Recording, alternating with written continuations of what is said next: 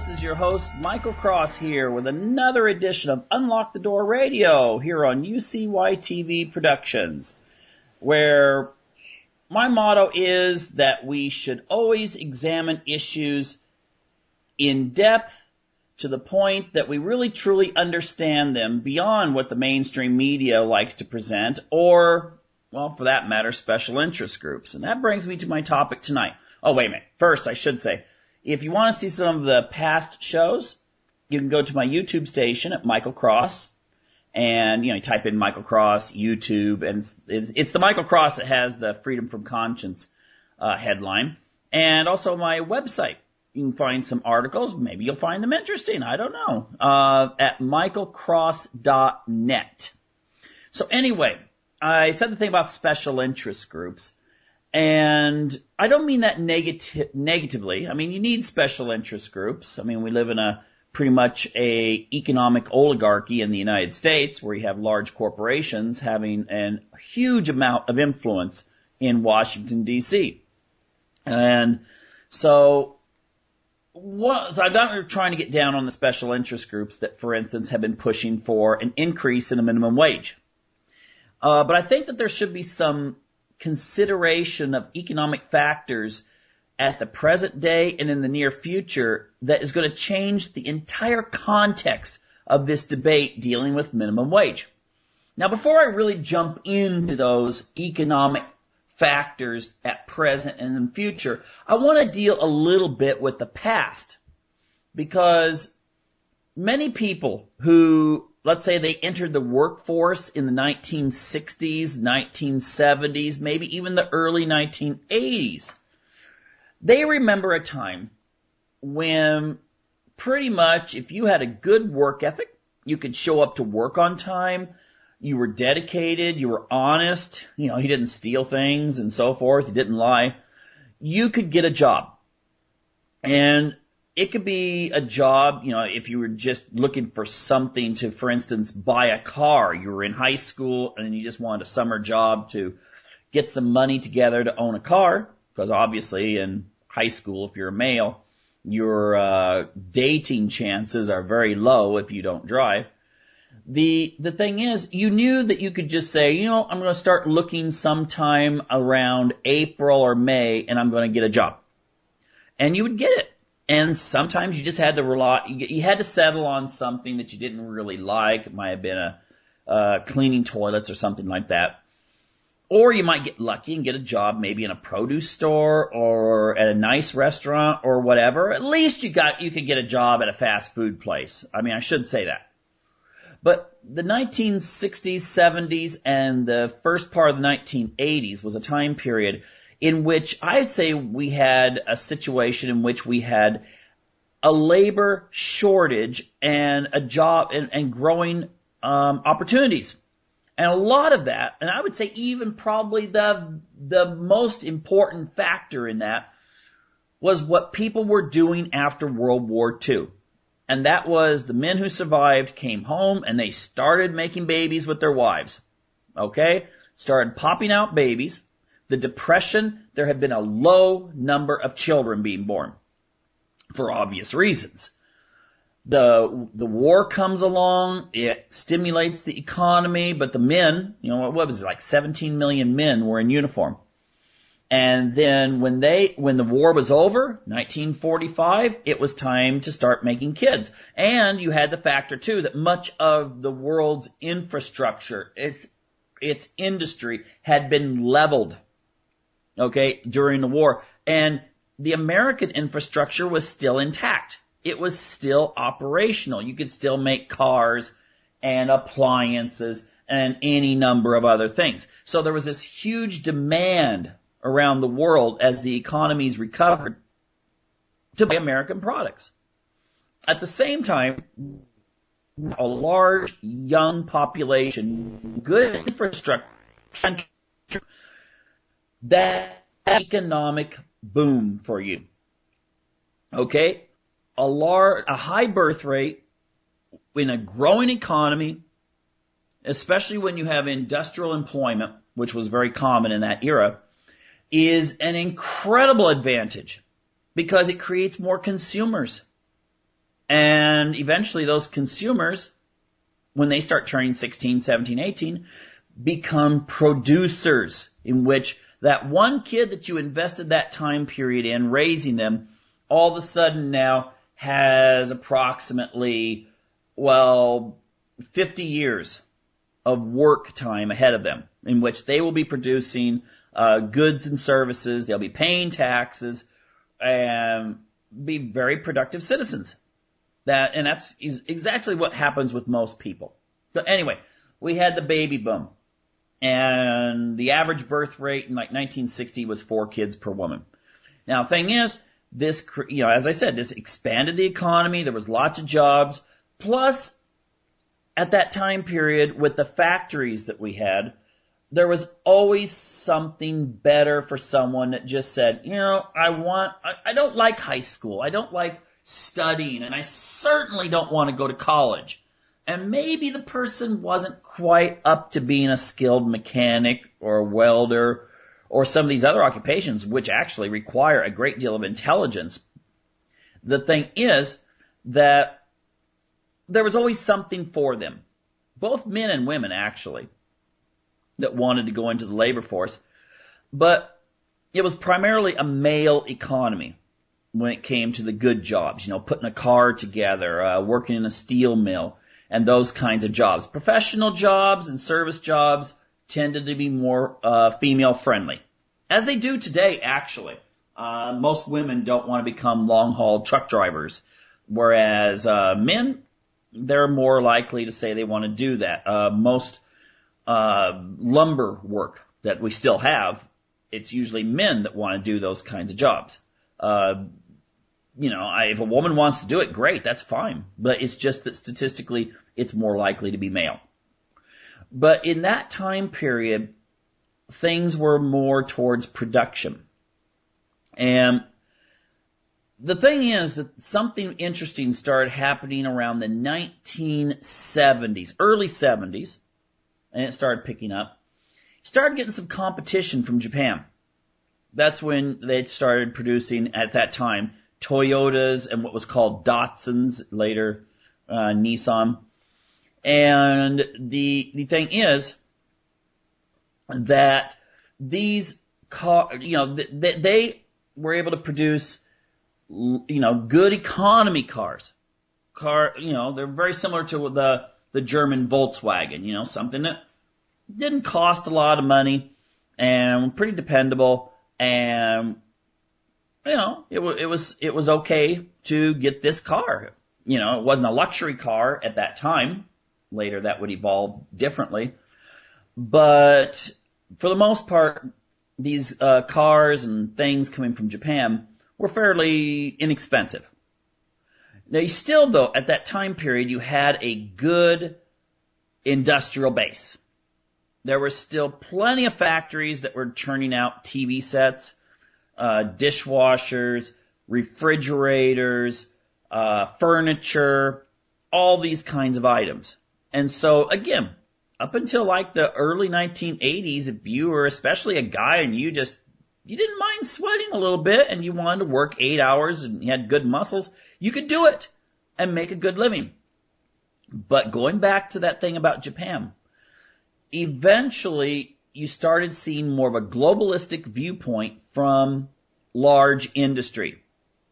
You started seeing American-based factories, especially in areas where men and women had gotten together and tried to unionize, create labor where everyone in that factory joined the union. And some people have this visceral negativity towards unions. I don't. Actually, I like unions. It's just that sometimes, I like business, but sometimes businesses get too big and they get too powerful and they start exploiting. And the same is true of unions. They can get too big, they become too powerful, and they start, becoming as greedy as the businesses.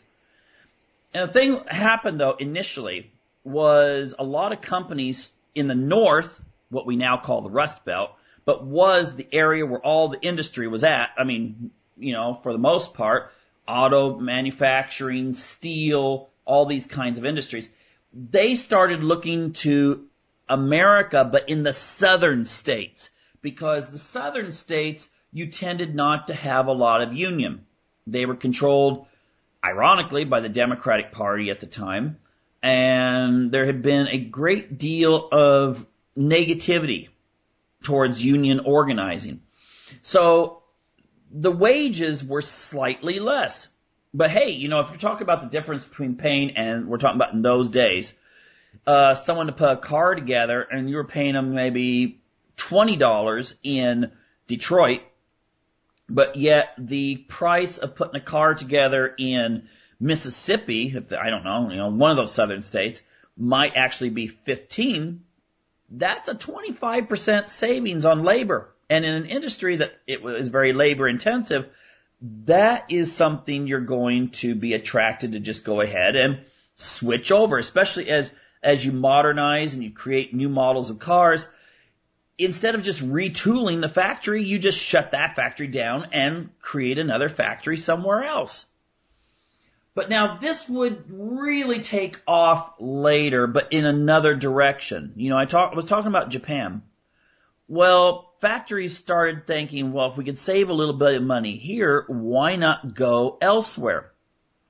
And for that period around in the 1980s and the early part of the 1990s, a lot of factories were looking at places, the ones where you have, you could train someone to do the job fairly quickly. They didn't have to have a college degree or something. They started looking at other countries to manufacture their shoes and clothes and stuff. There was a time up until, I think it was the mid-1980s, that something like 90% of all clothing in America was made in America. Okay? I still remember when those commercials, look for the union label, where it was not just look for an American brand, but also find out which clothes had a union trademark. So that, it would help American industry.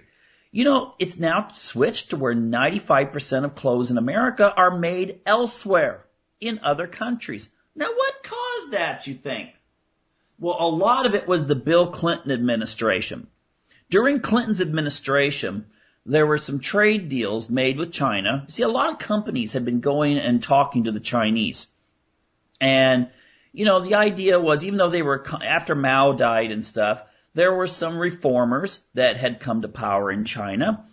And they were kind of thinking maybe China was open for business. Maybe that would be good to bring in industry and provide people jobs. And, at the time, mid-1990s, hardly anyone drove cars in China. You didn't see any high-rise buildings for the most part. There might have been some in Shanghai, but they were from the colonial period. And the thing is that Bill Clinton signed trade deals. And he said, look, we have over 1 billion people in this country. And if we can open our markets, they'll buy our stuff, we'll buy their stuff. And in the future, it's just going to take off like crazy for Americans. Well, something else happened. Some companies went over there, and they started learning that you could very quickly set up a plant there, and it was very friendly. The Chinese government, there's no strikes aren't allowed, and there's a cooperation between the government and people that want to be entrepreneurs and set up a factory, and people from other countries coming in and setting a factory up. And so what happened was, and this is a very interesting phenomena, some of the large retailers started learning that if you bought something for cheap in China, let's say you have a TV set that would normally in those days in America cost you $300. I'm just throwing this out here. $300 TV set if you bought it made in America. But you could buy it for, if you brought it over to all the costs, since those bills that Clinton got rid of tariffs and stuff like that for the most part. So all of a sudden, those TV sets, you could sell something in America for like $150. Now, the quality might have been questionable in those days because maybe you were trying to do this very cheaply. But no matter what the situation was, people will gravitate. They don't care about look for a union label. They will gravitate to what's cheaper. And if they have a difference between a TV set that's 300 and a TV set that's 150, and let's say they both offer a 1-year warranty, you're going to go for the cheap. And this this caused an avalanche of products to start coming into America, primarily from China. But all of a sudden, the large transnational corporations decided, hey, let's just shut down as many plants as possible in America and move elsewhere. Now, they kept their financial divisions in the United States for the most part. So if you were upper level management, your CEO and your vice presidents and that sort of thing, your business is still located in the United States.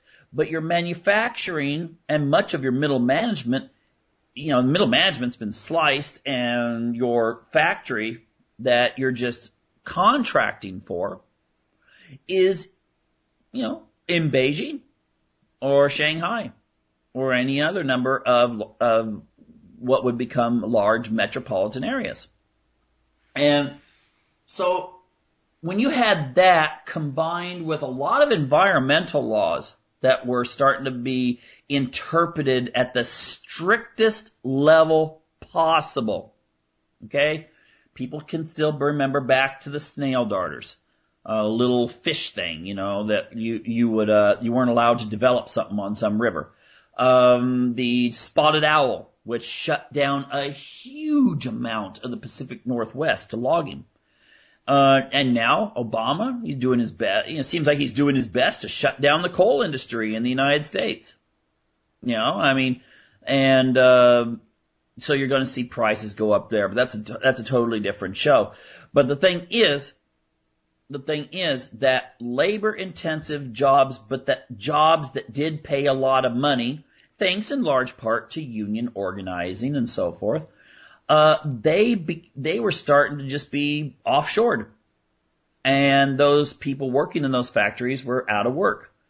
And I think it's kind of interesting. In the 1990s, there was this push like, well, the displaced workers, let's train them how to be computer tech people or open up their own shops. Problem is, when you're 55 or 60 years old, it's kind of hard to learn how to be a computer programmer if you've been working in a logging company for all your life, or a coal firm, or something like that. It's very difficult to suddenly think, hey, what kind of business can I open up? Because if you also look at these giant retail chains coming in and getting all their stuff made very inexpensively in other countries, it's very difficult to compete with these giant retail chains and still make a profit, because they could sell a hammer. Well, they can maybe make a hammer and sell it for, I don't know, this is just hypothetical, $3. Whereas the cheapest you'd be able to sell it for might also be $3 and only make a few pennies profit, but yet they sell it for $3, and that few pennies multiplied times maybe thousands and thousands and thousands of hammers brings in a profit for them that's quite substantial. You can't survive on selling maybe a dozen hammers in your store, and you can't offer the variety. So you had something going on here that was unprecedented. You had a lot of companies shutting down, but there wasn't a lot of alternatives like there were back in around the early 1900s, in which when the cars started coming in, and all of a sudden there weren't jobs in, horse-related firms. If you weren't able to be a blacksmith anymore, maybe you could just go ahead and go get a job making Model T Fords and still make a living. In the new economy that was evolving, starting especially, steamroll. It was starting little by little under Carter and then Reagan and then Bush. But under Clinton, it just went off the charts. And, because of some of the legislation he got through. And the thing is that the jobs were not comparable. In the past, a lot of times when one job got phased out, the next jobs coming in were actually better, paid more money. But the new jobs that were coming in, the new jobs that were available for you if you lost your job as a logger or a miner or any other number, making TV sets at a factory, were often low-paid service industry jobs. The kind that traditionally maybe your kids for summer jobs had taken. Maybe the fact would be that you might actually be working at the same restaurant as a busboy that your daughter was working at as a waitress. It's okay if you own the restaurant, but if it's a situation where you're just another paid employee at minimum wage, that's not exactly a good, healthy economy. And it would get worse.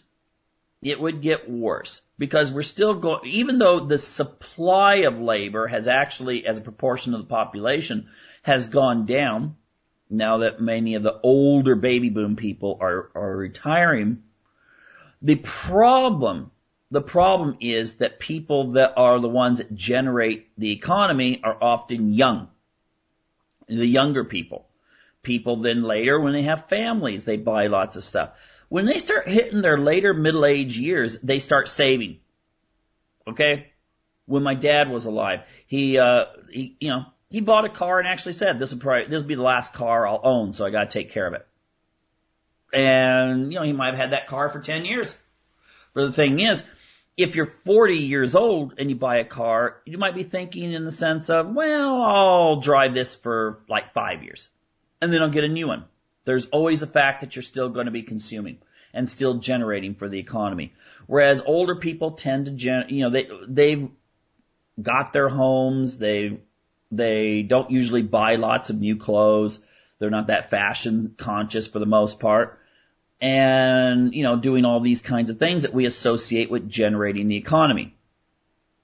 And then at the same time, we've got a new trend coming along that's making things even worse for not just this generation, these people that lost their jobs from like 1995 to 2008. Then a bunch of them lost their jobs in 2008, and those jobs have not come back. Oh yeah, they're working, but they're maybe instead of working, for $20 an hour, they are working for minimum wage, delivering pizzas or something like that. Well, at least delivering pizzas, you get some tips, so maybe that's a little bit better.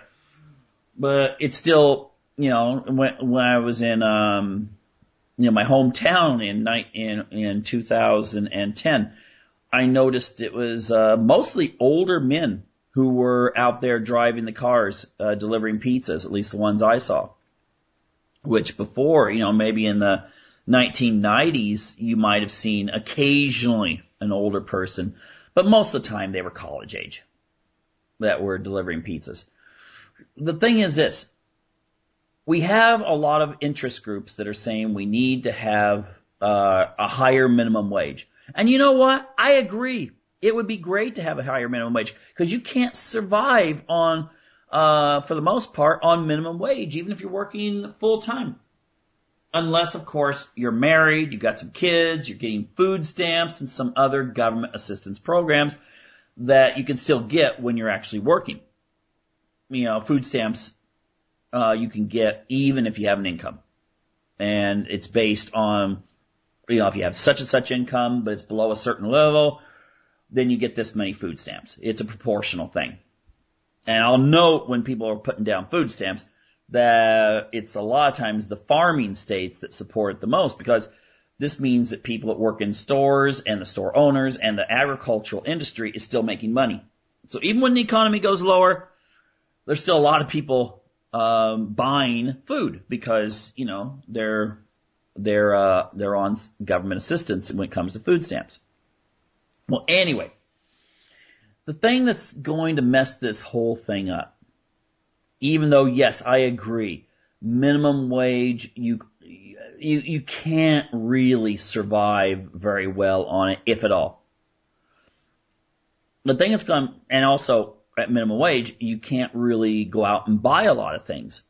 And so you're not really generating new jobs, which is something a lot of times the elite Ivy League economics professors and the ones that talk about, like, for instance, with Greece, we gotta have austerity, so we need to cut back on programs and stuff like that.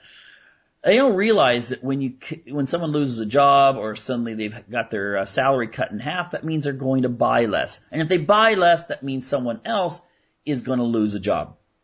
And it's all a ripple effect. People have money, they buy things, that puts people to work. People don't have money, they don't buy things, other people lose their jobs, which means maybe they can't in turn buy stuff from the company you work for. So you lose your job.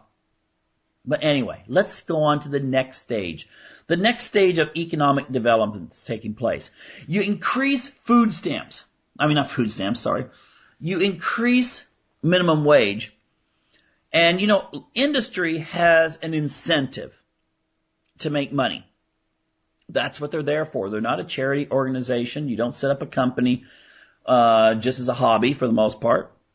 You're doing it to make money. In fact, I think it's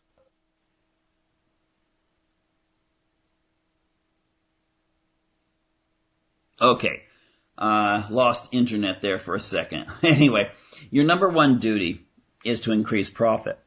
So this is what's going to happen if you raise minimum wage in a city, and you say, or a state, or in the nation. It sounds good.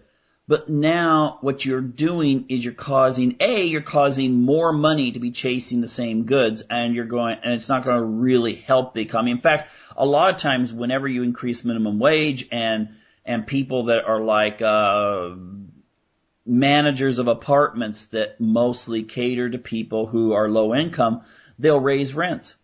They figure, okay, people are making more money, now I can raise the rent. I've been waiting a while, now I can do it. So that's one bad thing about it. The other thing, though, the big thing that you're going to have as a problem is that a company is going to think, if we're going to have to pay more to workers, then we've got to lay some off. Now, if laying them off will actually disrupt the amount that you can service your customers, like a fast food place, then we're going to go for automation. Let's go for robots. It's going to promote this trend. It's going to cause there to be a greater demand, a much greater demand for going automated. Now, the thing is, if the companies are going automated, and it's a situation, for instance, that you go into a fast food joint, there's machines there, and you can press in your order, put your card in. I mean, we are actually heading for a cashless society, which there's some problems involved in that we can deal with later too. But you put your card in there, you pay for your order, you go up, and depending on the fast food place, either A, you give them the slip, or B, they got it. They already have it registered, and the people that are still working don't have to ring your order up. There might, instead of being 5 or 6 cash registers open, there's only one. And then you've been able to get rid of 4 employees, but still servicing the customer. Now, you start this trend where a lot of businesses are making money by making substitutes for human beings, that being, these very primitive ordering machines. Then the trend is going to be to try to improve them, make them better and better and better, more efficient. In fact, you're going to get to a point where you're going to be able, with robotics, and this is not in some sort of science fiction extended way in the future.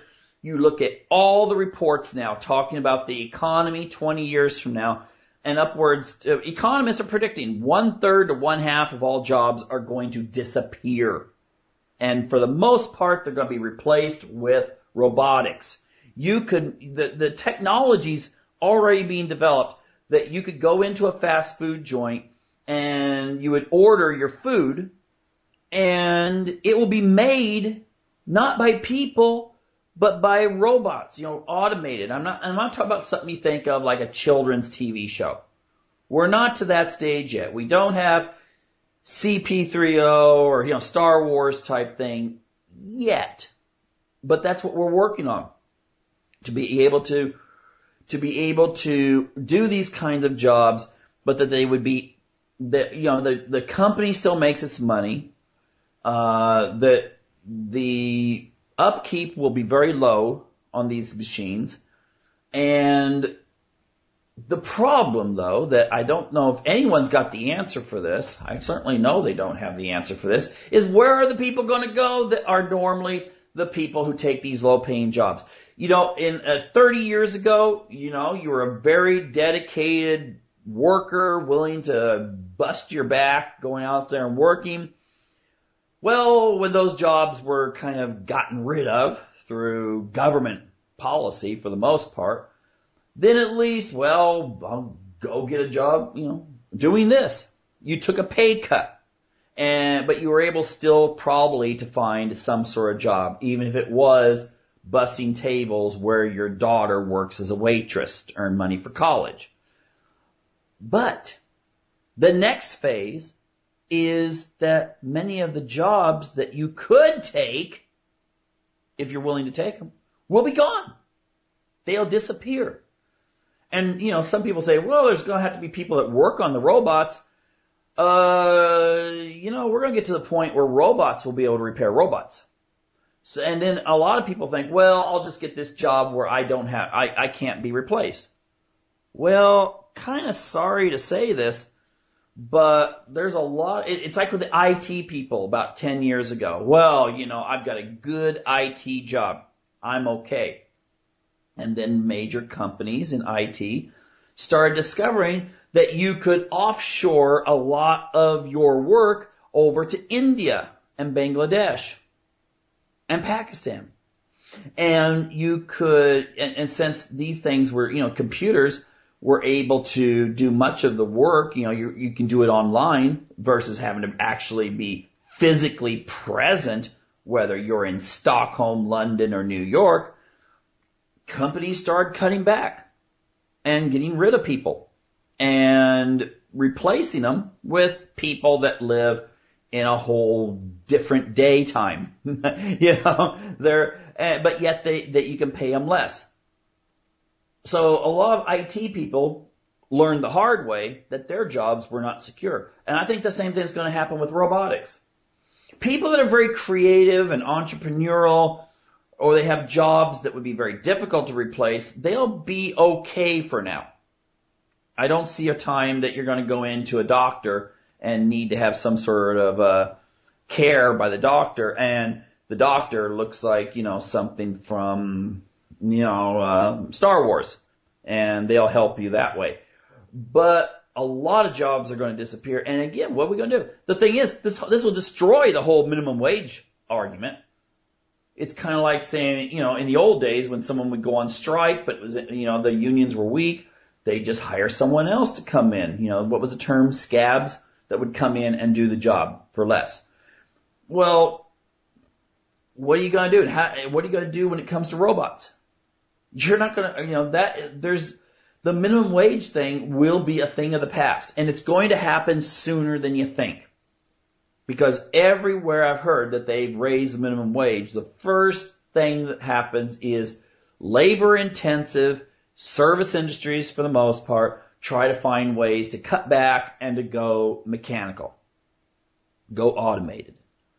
And so I don't really have an answer for what the solution is. I agree. Minimum wage, not a very good deal. Can't live on. Raise the minimum wage. Companies are going to say, we'll replace you with a robot. So ultimately, I think, and I don't know if it's really possible, but we got to have a system in which the government is actually willing to pursue policies that will put more people to work. And I think that would mean a reversal of a lot of our trade policy. You know, the idea that, you know, sort of an economic survival of the fittest. You know, it almost is like your duty as a citizen is to fight in wars and stuff to protect the country, but there's no duty that comes back from government saying that, well, we're going to try doing something where we will either stimulate more jobs in the country, or we will become more lenient when it comes to extraction of resources and utilization of those resources, or we'll pursue policies that'll make us independent of other countries, maybe put people to work here. The thing is, there's a lot of big money interest in all of these fields. It's like when you say, we need to have, I hear people talk about peace. We need to have less war. We need to try to get away from the war mentality. And then you say, okay, well, that sounds really good. But you know who the ones are that are going to get the congressman's ear? Is the large corporations that make money off of war. So you may have some congressman who's like, oh, you know, I'm for peace and I'm for this and we need to cooperate in the world. But if in his district they're making drones, he will support that drone manufacturer. He's not going to want that program cut, so he's going to be pushing that the military expand its drone program. You know, I mean, that's just logical. If you have a surveillance in your district, if you have big NSA buildings or things like that, or stuff that's associated with surveillance, then you're going to push for it if it employs people in your district. So ultimately, maybe if people became better informed and could put more people pressure on government officials where they actually understood that it's not a Democrat issue, it's not a Republican issue, it's not a liberal issue, it's not a conservative issue. It's an issue of actually making sure that people are working in your country. Because you know what? If you have a large unemployment rate, you're going to have instability. We already see a situation where families are being fractured. They're not even existing because people millennials are feeling like they can't afford to get married, buy a home, start a family. That's not a good situation for the country, and it's going to have horrendous economic impacts. You want to see the impacts it's going to have? Some of these countries that are all like, oh, look at us, we're so good, like Germany. Most of their workforce is quite old. And when those guys start having to retire, they're going to have some problems. They're going to have a huge old population and not enough young people to take care of them, or you're going to have to raise the taxes really high, which, of course, is going to hurt the economy. You need to have growth in all areas, including people getting married, having babies, and so forth, and educating them, and so forth. So, again, maybe we need more economic literacy in the country. Maybe we need more I've noticed alternative media deals with these issues. Regular media, soundbite here and there. That's all it is. Sound bites, a little bit of fluffy story, and off to the weather or off to sports. We have to get past that and understand, again, it's not a liberal issue, conservative, Democrat, Republican. It's an issue of actually Americans. And once we see that, we can see some positive change. But until we see that, raising minimum wage is not going to do anyone any good in the short term. Anyway, that's all I want to deal with the minimum wage and the economy as it now stands and the whole supply-demand thing. So,